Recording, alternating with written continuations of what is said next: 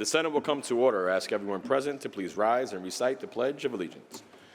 I pledge allegiance to the flag of the United States of America and to the republic for which it stands, one nation, under God, indivisible, with liberty and justice for all. Today, Rabbi Michael Baum of Temple Beth Am, of Merrick in Belmore, New York, will deliver today's invocation. Rabbi?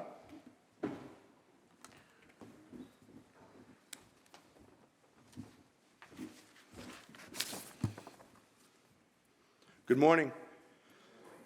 As you heard, my name is Rabbi Michael Baum, and I'm the Rabbi and Director of Education of Temple Beth Am of Merrick in Belmore in Nassau County on Long Island, for those of you unfamiliar with downstate. As somebody born, raised, educated, lived, worked, and raising a family here in New York, it truly is an honor to have been invited here by my friend and your colleague, Senator Rhodes, and from all of you to deliver the opening invocation this morning. Eloheinu, Lord our God, God of all people, eternal Spirit of the universe, we ask for your blessings on this house today, on this honorable body, the Senate of the state of New York. Keep us strong as a state. Sustain in us a deep sense of justice. Incline our hearts to work for the betterment of all and peace for the human family. Bless this state with prosperity. Teach us all to celebrate our differences, to unite around our common values. God, we ask that you be present with us in our homes, our places of work, and on our way. Watch over all those who serve in this Senate. Keep them ever mindful of our expectations and the trust that we place in them. Give them wisdom for their actions, and grant to each of them that when they leave this chamber daily, the joy of being able to say that the words of their mouths and the meditations of their hearts are acceptable in your sight, and thereby truly know that each and every one of them are a blessing to those of us for whom they stand here. God, we ask your blessing on our senators and all who serve this esteemed body, that today and every day they lead wisely and with civility, working together for our common good. We thank you, Lord, for this day and the opportunity to serve you by serving others. And let us say, Amen.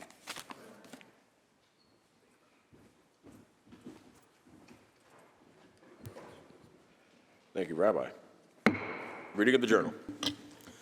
In Senate, Wednesday, March 27, 2024, the Senate met pursuant to adjournment. The Journal of Tuesday, March 26, 2024 was read and approved. On motion, the Senate adjourned. Without objection, the journal stands approved as read. Presentation of petitions, messages from the Assembly, messages from the Governor, reports of standing committees, reports of select committees, communications and reports of state officers, motions and resolutions. Senator Gianaris. Mr. President, good morning. As you know, today is opening day for baseball in the United States. Unfortunately, the Mets are rained out today, so we can say with certainty they will be undefeated going into tomorrow's games. And I know you agree with me, Mr. President, when we say let's go Mets. Let's go Mets. All right. We're going to begin today with simultaneously calling an immediate meeting of the Finance Committee, followed thereafter by a meeting of the Rules Committee in room 332. And we will take up resolutions while that is unfolding. Let's begin with previously adopted Resolution 1894 by Senator Murray. Read its title and recognize Senator Fernandez to speak on that resolution. So in first order of business, there will be an immediate meetings of the Finance and Rules Committee. Secretary will read on the resolution. A little bit of order, please. Resolution 1894 by Senator Murray, memorializing Governor Kathy Hochul to proclaim March 2024 as Brain Injury Awareness Month in the state of New York. Senator Murray on the resolution. I'm just going to read this one section from the resolution. Whereas Brain Injury Awareness Month is dedicated to educating the public about brain injuries and destigmatizing brain injury, empowering those who have survived brain injury and their caregivers, and promoting the many types of support that are available to people living with brain injuries. I bring this up, this is important to me because I lost a loved one. My cousin Sharon Kay, this past November, passed away at the young age of 55. But back in 1990, she was involved in a horrific accident, a bicycle accident. Thank God she was wearing her helmet. Had she not been wearing the helmet, they say she would have passed away right then and there. But a drunk driver, unfortunately, hit her while she was riding her bike. She suffered a traumatic and very serious brain injury. In the hospital for quite some time. She suffered from cognitive damage, from her mobility was affected. It took just years for her to fight her way back.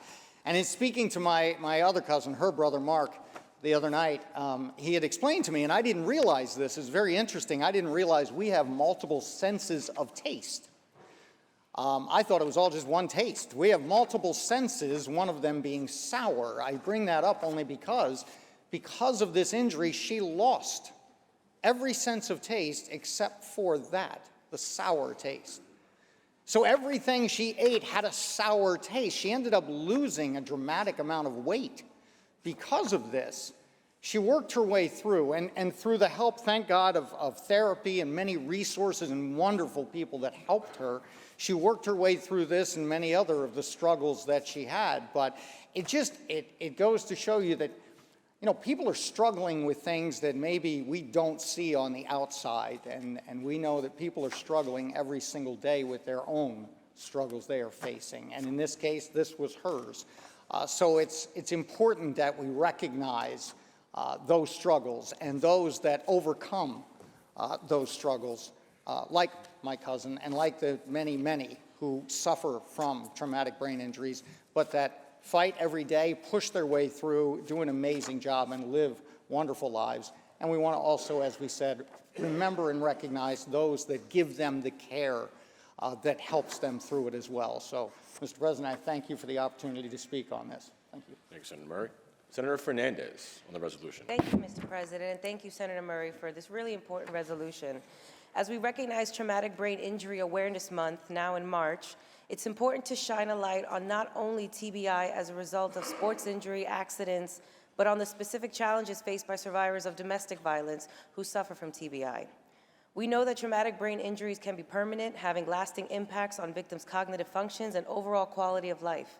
For individuals subjected to domestic violence, the impact of traumatic brain injury can be particularly devastating. Far too often, victims of domestic violence face the choice between seeking health care and ensuring their own safety. The path to appropriate medical care is challenged by the fear of future violence, financial obstacles, and the lack of awareness about available resources. This reality highlights the need for increased awareness and education, not just among the healthcare providers, but the public more broadly. The symptoms of TBI often mimic the symptoms of anxiety and PTSD, making it easy for healthcare providers to misdiagnose or overlook. By educating and speaking openly about the signs and symptoms of traumatic brain injury and domestic violence, we can equip providers with the tools needed to treat not only the physical injuries, but the psychological and social dimensions of abuse. We need to integrate questions about domestic violence into routine health assessments to create more opportunities for victims to disclose abuse in a safe and supportive environment. As we push for greater awareness and understanding of the impact of traumatic brain injury within the context of domestic violence, let's pledge to create a more informed, empathetic, responsive approach that guarantees the dignity and well-being of every individual affected. Thank you for letting me speak on this resolution. Thank you, Senator Fernandez. The resolution was previously adopted on March 5th. Senator Kennedy.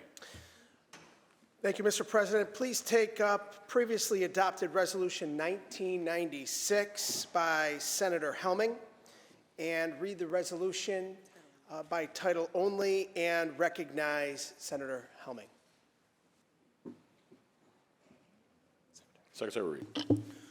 Resolution 1996 by Senator Helming, congratulating the Roberts Wesleyan University men's volleyball team upon the occasion of capturing the 2024 National Christian College Athletic Association Invitational title on January 27, 2024. Senator Helming on the resolution. Thank you, Mr. President. It is my honor to welcome to the chamber an incredible group of young men from my district, the Roberts Wesleyan Red Hawks men's volleyball team. They are the 2024 National Christian College Athletic Association's men's volleyball champions. Since this was their first season, it was difficult to know how this team would bond. At the tournament in January, the odds were stacked against the Red Hawks.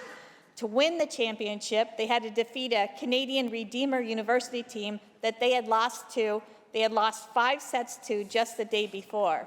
It would have been easy to fold. Instead, something that the coach recognized, Coach Didi recognized early on from this group of young, talented men, is that they were very competitive, and regardless of the score, they were never going to give up and never going to fold. Instead, this young team regrouped, and with perseverance and drive, they won. It was a total team effort. The tournament most outstanding player was freshman Griffin Monrod, who recorded 5 aces. The Roberts Wesleyan University men's volleyball team became the 8th program to ever win the NCCAA Invitational Championship. I'd like to congratulate Coach Mike Didi and assistant coach Mitch Segbers. You have been building the foundation for this program by assembling a small but mighty roster of young men dedicated to their school, to their sport, and character. You have taught these athletes a valuable lesson: to never get down, never fold, and never stop doing your best, even when it's hard. These are lessons that will serve them long after their playing days are over. I'd like to quickly introduce the team members who are here. We have Jonah, Eli, Noah, Alexander, Caden, Troy, Moses, Michael, Riley, Spencer, Omar, Josh, Griffin, and Paul. Congratulations and thank you for visiting this Senate chamber today to allow my colleagues and I to recognize you and honor your accomplishments. Please know how proud you've made us all be. Congratulations. Mr. President, I am proud to support this resolution. To our championship-winning volleyball team, we extend to you all of the privileges and courtesies of this House. Please rise and be recognized.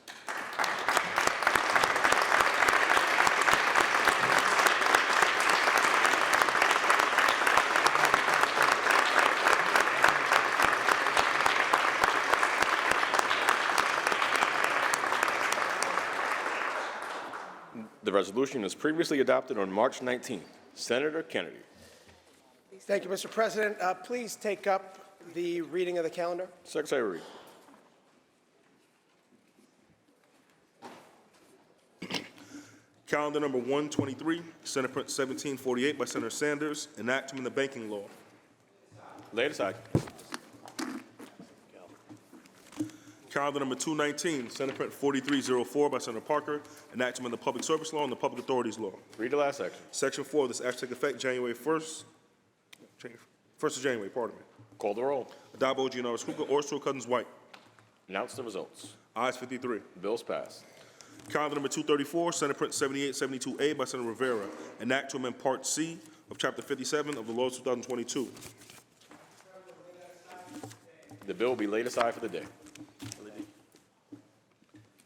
Calendar number 257, Senate Print 440 by Senator Skoufis, enact to amend the executive law. Read the last section. Section 2, this act shall take effect immediately. Call the roll. Dabo, Giannaris Kruger, Orso, Cousins, White. Announce the results. Ayes 53. The bill's passed.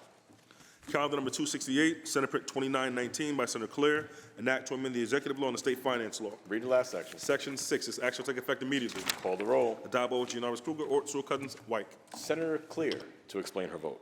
Thank you, Mr. President.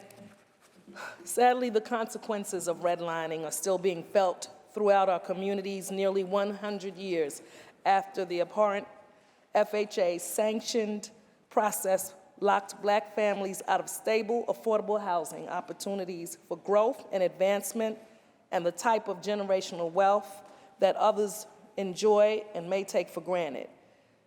The system that was put in place with red lines separating those who could get a mortgage from those who would be denied entry into certain neighborhoods is in many ways still in place. This bill is part of a series of efforts to deal with this unfortunate and punitive legacy of housing discrimination. It is designed to discourage appraisal discrimination, as study after study have shown that race and the racial composition of home buyers, sellers, and neighborhoods have a disparate impact. that still disadvantages people of color. Consider this New York Times headline from 2022. Home appraised with a black owner, $472,000. With a white owner, $750,000. This bill would root out those who engage in appraisal discrimination, revoke their licenses if necessary, and fine them, with those fines being directed back into anti-discrimination efforts in housing. I proudly vote aye. Senator Clear to be recorded in the affirmative. Senator Sanders to explain his vote. First, I'd like to thank you, Mr. President. First, I'd like to thank the sponsor for a well-thought-out bill. It seems that this one is a no-brainer. It's easy to escape the fines and penalties. Don't break the law. If you just don't break the law, this will have nothing to do with you. And if one does break the law, then certainly the fine should go back to protecting the citizens. Sounds like a no-brainer. I'm glad you thought of it, though. I proudly vote aye. Senator Sanders to be recorded in the affirmative. Announce the results. In relation to calendar 268, those senators voting in the negative are Senators Ashby, Matera, Murray, Oberacker, Ort, Tedisco, Weber, and White. Ayes 45, nays 8. Bill is passed. Calendar number 347, Senate Print 167 by Senator Gianaris, enactment in the criminal procedure law and the penal law. Read the last section. Section 5, this action will take effect immediately. Call the roll. Adabo, Gianaris, Kruger, Ort, Stewart-Cousins, White.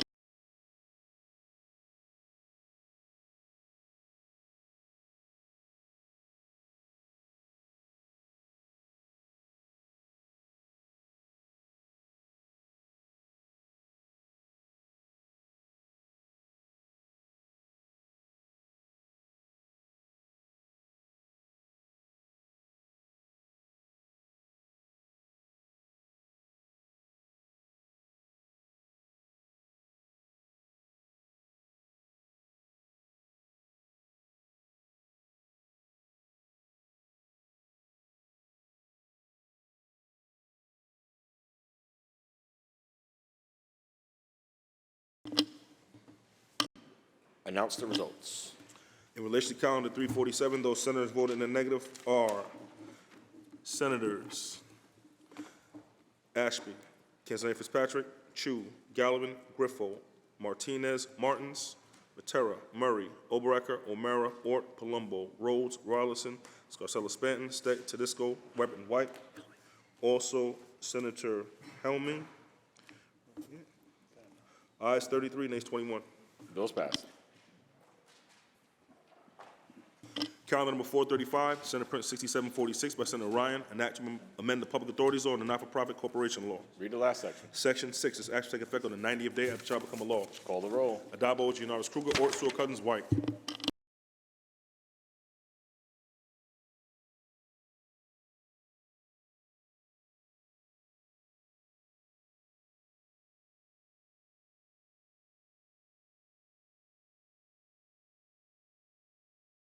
Senator Ryan to explain his vote. Thank you, Mr. President.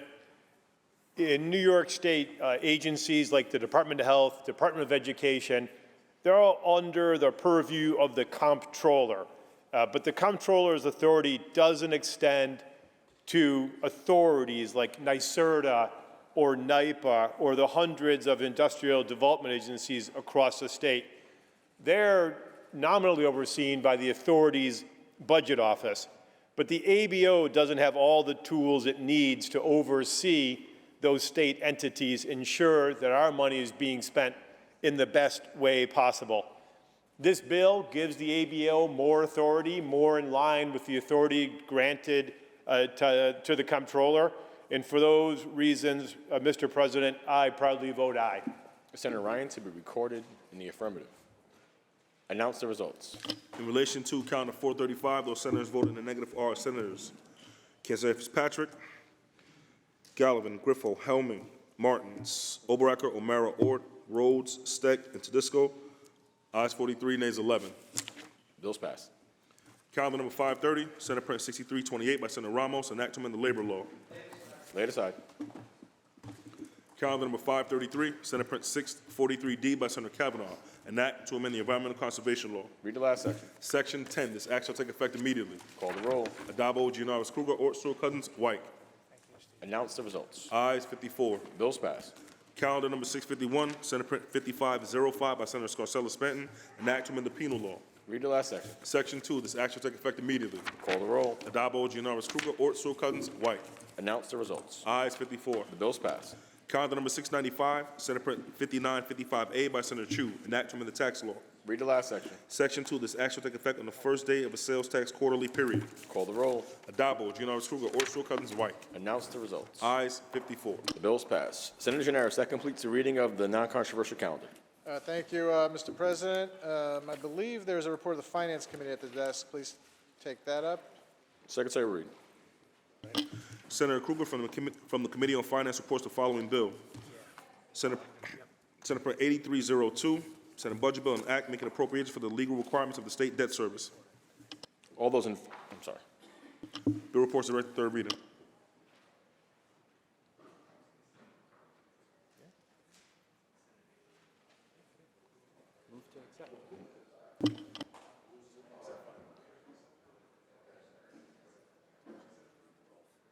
Secretary Reed.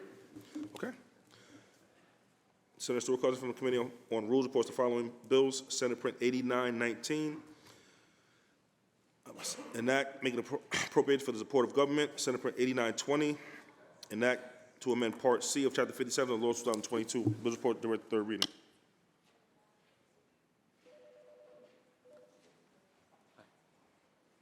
He needs to move to accept it.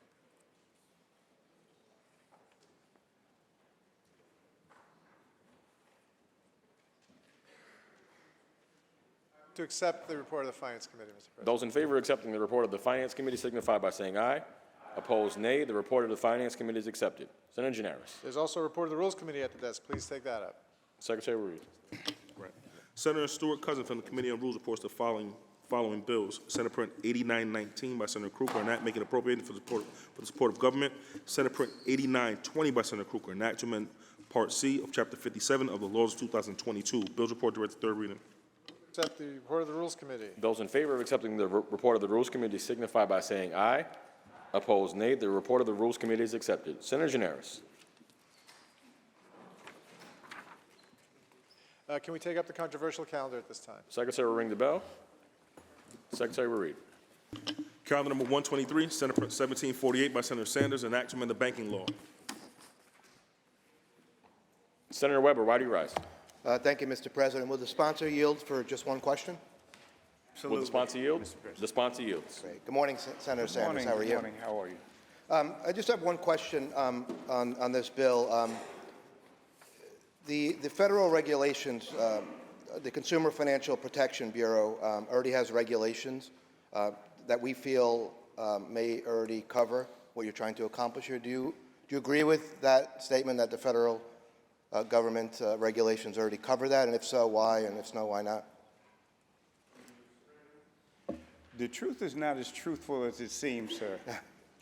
There are judges that don't look for regulations, they look for laws, and there are difficulties with the DFS in enforcing it without state laws. Okay. That was my question. Thank you. Thank you. Thank you, Mr. President. Thank you. Are there any other senators wishing to be heard? Seeing and hearing none. Senator Gianaris. Mr. President, we've agreed to restore this to the non-controversial The calendar. bill will be restored to the non-controversial calendar. Read the last section. Section 3, this act shall take effect on the 90th day after it shall become a law. Call the roll. Adabo, Giannaris Kruger, Ort, Stewart Cousins, White.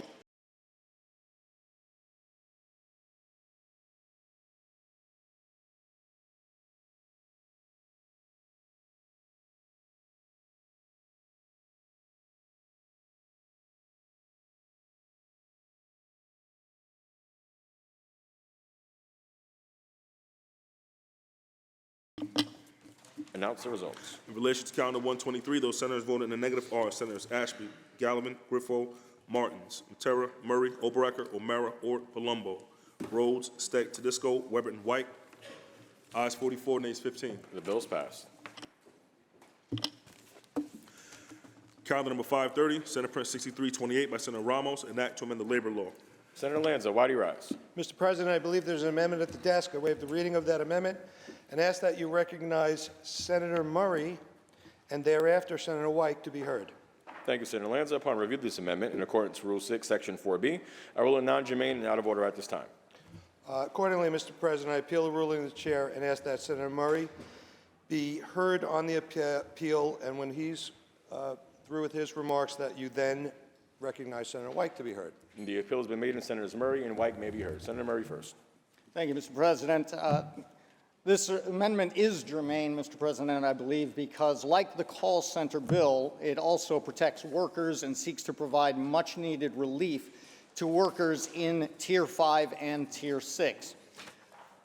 So my background before I got here, I am a small business owner, and as part of that business, I owned an advertising agency that published and made different specialty publications and websites. And the core of the business was one particular, and that was the Long Island Job Finder employment newspaper and website.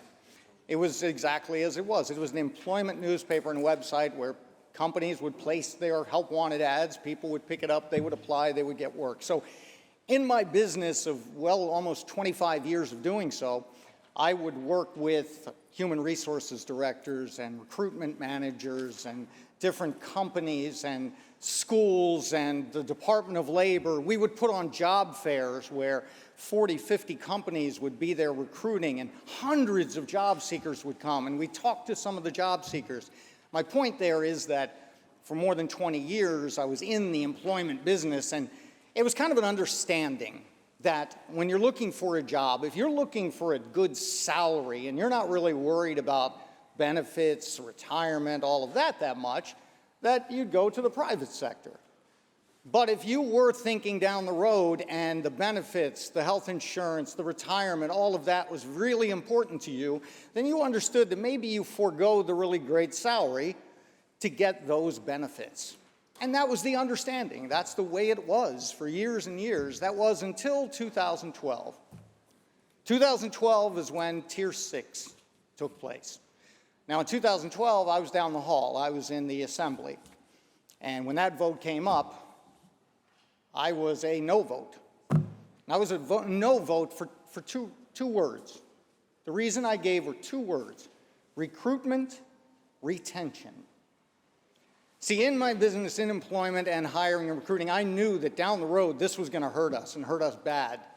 This was going to hurt us with recruitment and retention. See, Tier 6, it was pitched as a solution to a pension problem, but in reality, it really is a recruitment and retention nightmare, and it's resulted in a critical workforce shortage.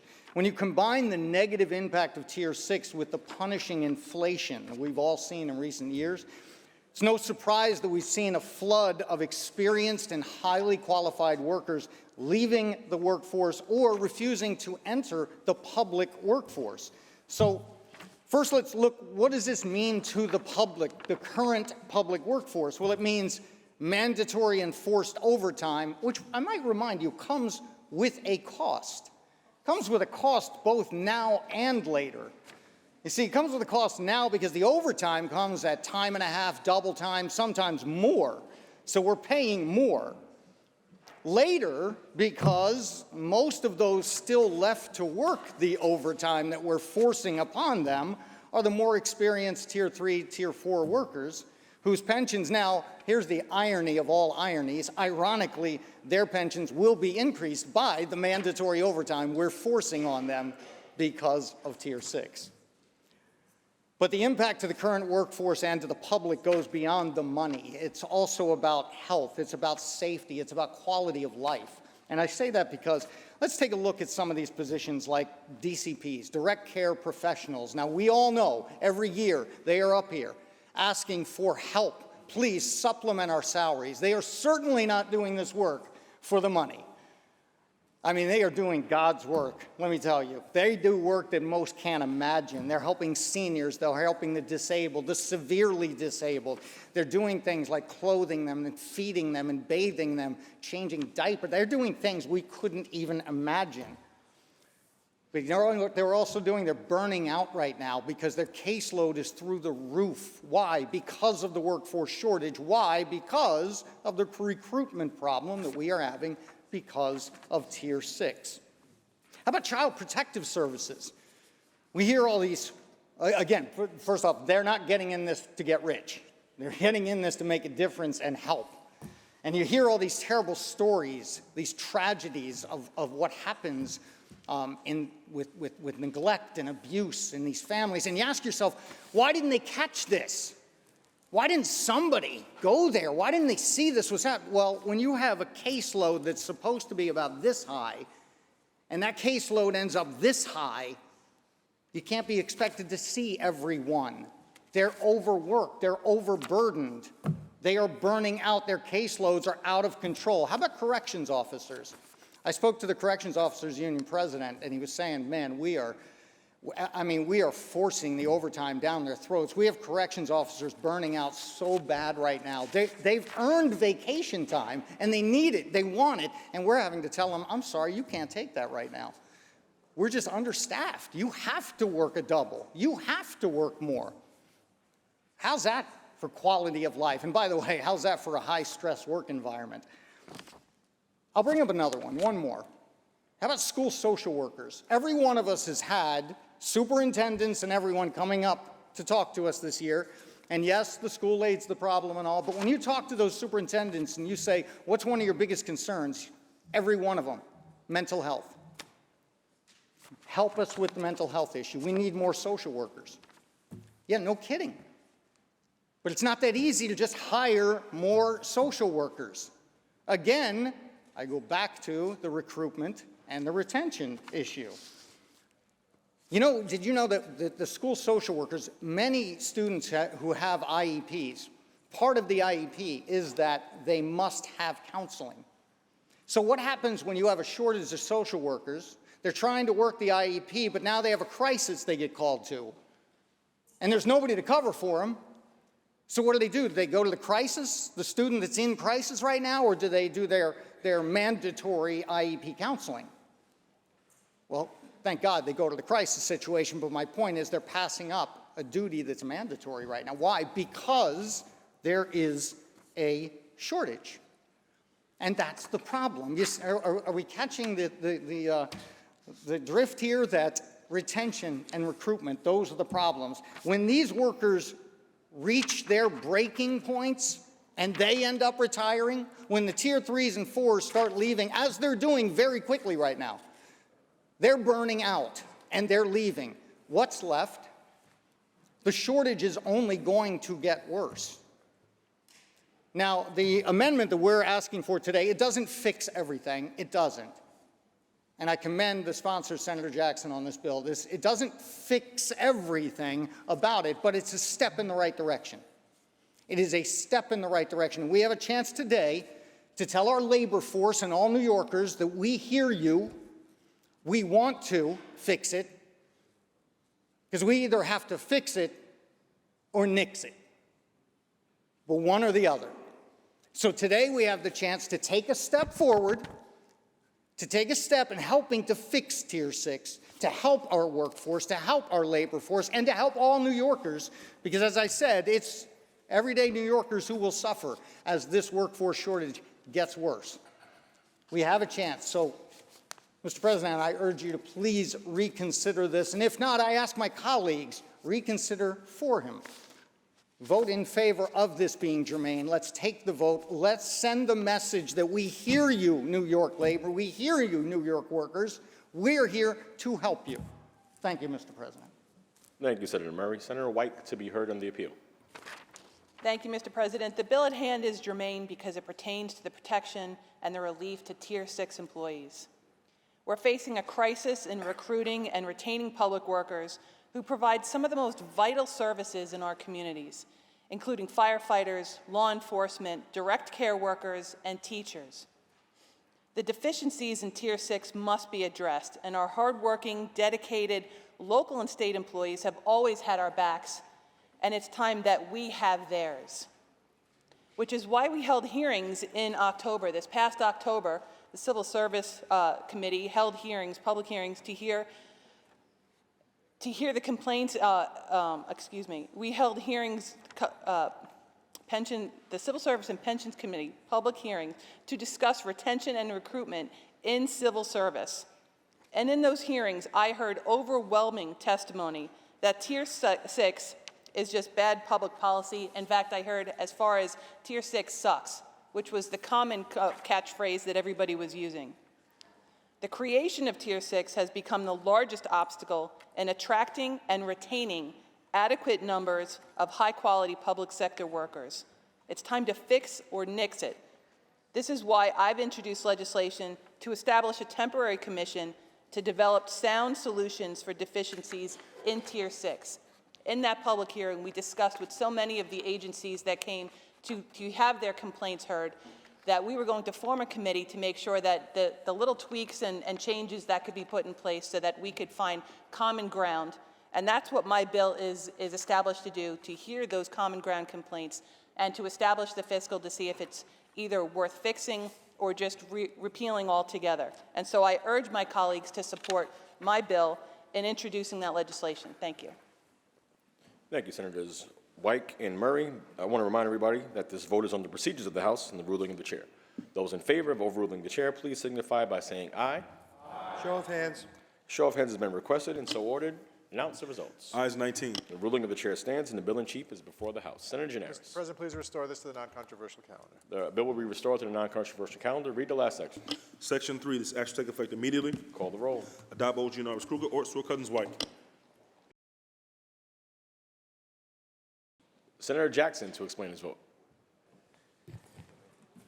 Thank you, Mr. President. My colleagues, I rise as the chair of the Civil Service and Pensions Committee, as someone that has heard the cry of members in the state of New York who work for us, basically saying Tier 6 needs to be fixed and it needs to be fixed now.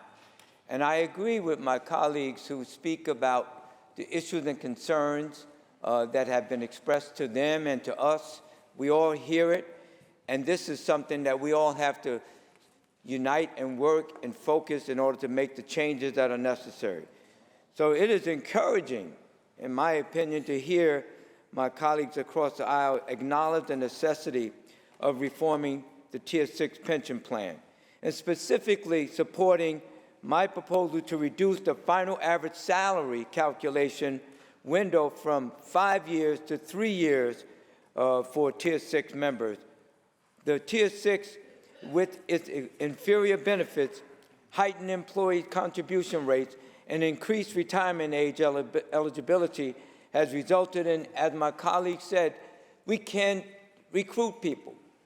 For social workers and others, the salary needs to be higher. And so all of that, in my opinion, is civil service reform. And 12,000 positions lie vacant right now in the state of New York. So in order to us to maybe move Tier 6 to where we want it to be, we need to invest in the employees that are coming in so that they know that when they work 25, 30 years, and they can retire with a pension and with Social Security and be able to live without trying to find a second and third job. So S8490, my bill to reduce the final average salary calculation window to 3 years, was included in the Senate One-House budget resolution. So I urge my colleagues backing this amendment to join our push for the executive support to include this proposal in the final budget. What I say to many union people that are pushing for this, and I say loud and clear, I don't think that Tier 6 sucks. And I've said it, and because it does, because I hear it all the way through, all around. And so what I do is I turn to the people and say, know who your state senator is, know who your state assembly is, and reach out to them and tell them how you feel about Tier 6. If you see the governor, talk to the governor about the Tier 6. So they need to be able to advocate for themselves and advocate for their employees. So with that, Tier 6 must be fixed, and our public workers deserve better. Thank you, Mr. President. Senator Jackson to be recorded in the affirmative. Senator Martins to explain his vote. Thank you, Mr. President. First, I rise to support the bill, and I want to compliment our colleague, Senator Ramos, for protecting call center workers. So thank you, Senator Ramos. I also rise to support Senator Jackson's bill and the efforts of this House in dealing with Tier 6 once and for all. You know, I think we're in a position right now where we are in budget discussions. There are, by last count, $14 billion that the majority has projected that they wish to spend over and above what the governor had projected. So it's very simple. If we want to fix or nix Tier 6, now's the time to do it.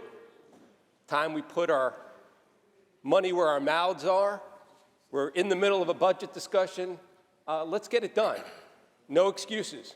5-3, sure, but we can do better. Mr. President, I vote aye. Senator Martins to be recorded in the affirmative. Announce the results.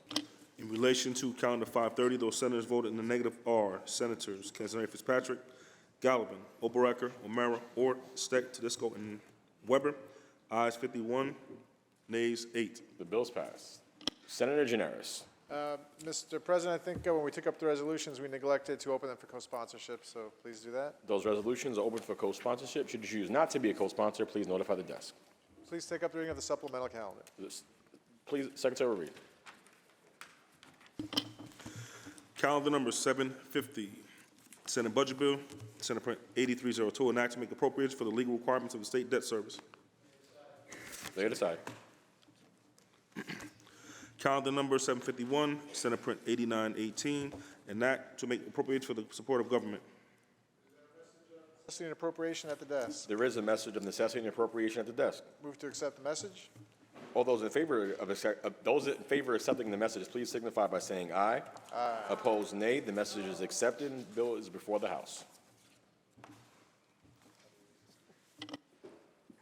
Read the last section. Section 10, this act take effect immediately. Call the roll. Addabbo, Gianaris Kruger, Ort, Stewart, Cousins, White. Announce the results. Ayes 59. The bill's passed. Senator Gianaris, that completes the reading of the non-controversial supplemental calendar. One more bill, excuse me. Calendar number 752, Senate Print 8920, enactment Part C of Chapter 57 of the Law 2022. Necessity at the desk. There is a message of necessity at the desk. Move to accept the message of necessity. Those in favor of accepting the messages, please signify by saying aye. Opposed, nay. The message is accepted and the bill is before the House. Read the last section. Section 3, this act take effect immediately. Call the roll. Addabbo, Gianaris Kruger, Ort, Stewart, Cousins, White. Announce the results. Ayes 59. Bills passed. Senator Gianaris, that completes the reading of the supplemental non-controversial calendar. And we now take up the one bill on the controversial calendar. Secretary, ring the bell. Secretary will read. Calendar number 750, Senate Print 8302, an act making appropriations for the legal requirements of the State Debt Service. Senator O'Mara, why do you rise? If Senator Kruger would yield for a few questions. Will Senator Kruger yield? Absolutely. The sponsor yields. Good afternoon, Senator. Here we are 4 days before the end of the fiscal year when our next budget is due. We just did 2 bills to extend government, at least until next Thursday. Where do we stand in the budget process? What can we tell our constituents and New Yorkers of where we are on the budget that's due April 1st? I think you can tell them, Mr. President, that we are working hard to reach agreement on billions of dollars of spending and revenue, that since we are planning to go home today with Good Friday tomorrow and Easter on Sunday, it is not realistic that we will get a complete budget done by April 1st, nor should it be particularly disturbing to anyone in New York State, because I am quite confident with the work we are doing today, both with having done an extender to ensure that state workers will continue to be paid, that specific issues that without the bills we just passed might hit some kind of cliff on or before April 1st, that we are assuring the people of New York government will continue as planned on schedule, and that this slight delay should have no impact on anyone's lives. I am optimistic we will get to a complete budget within some reasonable period of time when we return after Easter. The one bill I believe it is crucial we do pass today, and it is the first of the budget bills. And if you track, it's pretty much the first of the budget bills every single year I have been in the Senate, whether it was a Republican-controlled Senate or a Democratic-controlled Senate, and that is this bill, which very simply says, we, the state of New York, will continue to make our debt payments on borrowed money. It would be a disaster if we didn't keep our commitments to pay our debt. Governments always have debt. They're almost designed to have it, particularly capital debt, taking bonds out to pay for long-term, big, expensive projects. So we have debt. Everyone's government has debt, cities, states, federal. The most important thing I believe we can do today is pass this bill, because if we vote no on this bill, it's actually saying to the bond markets, to people who have lent us their money, to investors in these companies who are regular New Yorkers, who have made investments in companies believing that, of course, the state of New York, with a very good bond rating, thank you, would continue to make its payments. I don't even know how we would possibly explain voting no on this. So that's why this bill is so critical, that we get this one done, even if I don't have a better answer yet from my colleague on what happens with all the other budget bills that will follow. Mr. President, the senator will continue to yield. Senator Krueger, do you yield? Yes, I will. Sponsor yields. Senator, I wholeheartedly agree with you on paying our bills. Those bills that are now bonded for and payments due to continue on. However, this bill does more than that. This bill adds another $8 billion in projected bonds that may or may not be in the capital projects budget, which isn't done yet. Is that correct? Through you, Mr. President, each year we combine both the debt payment bill and an anticipation of what we might borrow in the next year. The governor has asked for the authority to borrow as much as $8 billion next year. It doesn't mean we're going to. And in fact, if you track previous budgets, we have seen we ask for more than we actually borrow or spend in the coming year, but it gives our government the flexibility to have that authority. Through you, Mr. President, the senator will continue to yield. Will the sponsor yield? Yes. The sponsor yields. The other two government extender bills we just passed, they expire next Thursday. Why can't this debt service obligation bill just be extended until next Thursday? Through you, Mr. President. Give us time to complete the budget. Through you, Mr. President.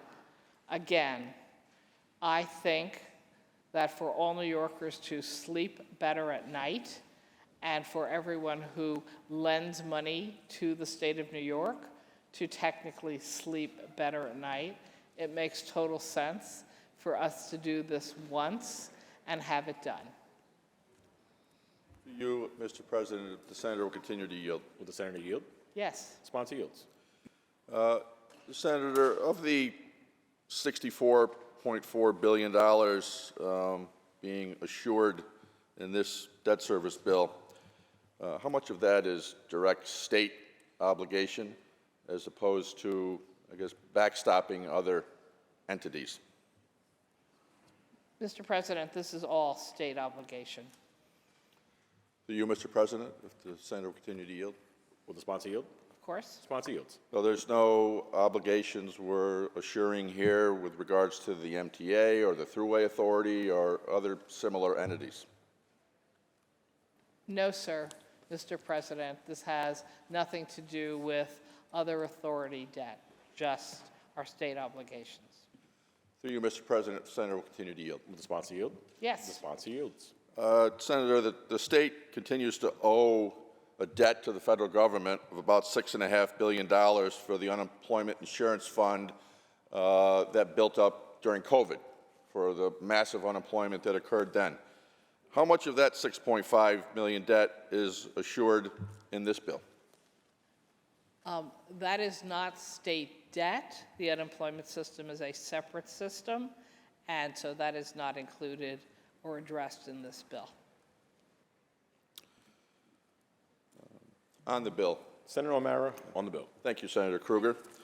I certainly agree with Senator Kruger that the state needs to live up to its obligations. But I believe it's premature at this time, even though this is the way maybe we've always done it.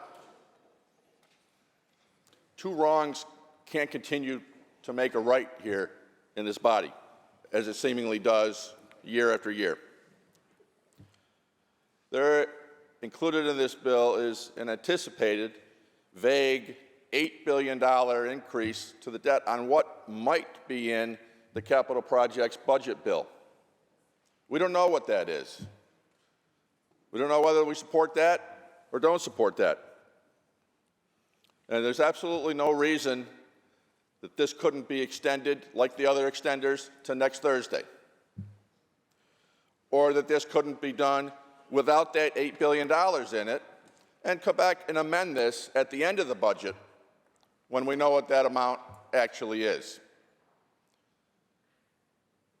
I think, certainly myself, will sleep just fine at night with a one-week extender on this and not having this extra $8 billion of padding in debt that we don't have any idea what it's for. So, with that, Mr. President, I would urge a no vote on this at this time without those changes. Thank you, Senator O'Mara. Are there any other senators wishing to be heard? Seeing and hearing none, debate is closed. Senator Serrano. Mr. President, upon consent, we've agreed to restore calendar 750 to the non-controversial calendar. Upon consent, the bill has been restored to the non-controversial calendar. Read the last section. Section 2, this act shall take effect immediately. Call the roll. Addabbo, Giannaris Kruger, Orsuo, Cousins White.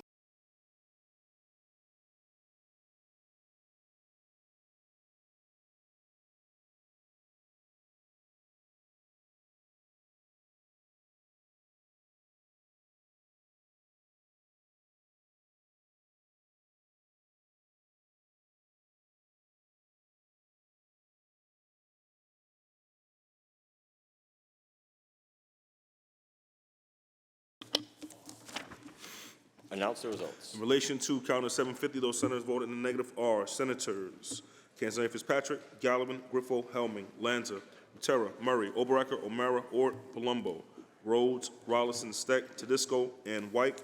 Ayes 43, nays 16. The bill is passed. Senator Serrano, that completes the reading of the supplemental calendar. Is there any further business at the desk? There is no further business at the desk. I move to adjourn until Tuesday, April 2nd at 3 p.m., with the intervening days being legislative days. On motion, the Senate stands adjourned until Tuesday, April 2nd at 3 p.m., with the intervening days being legislative. And again, let's go Mets.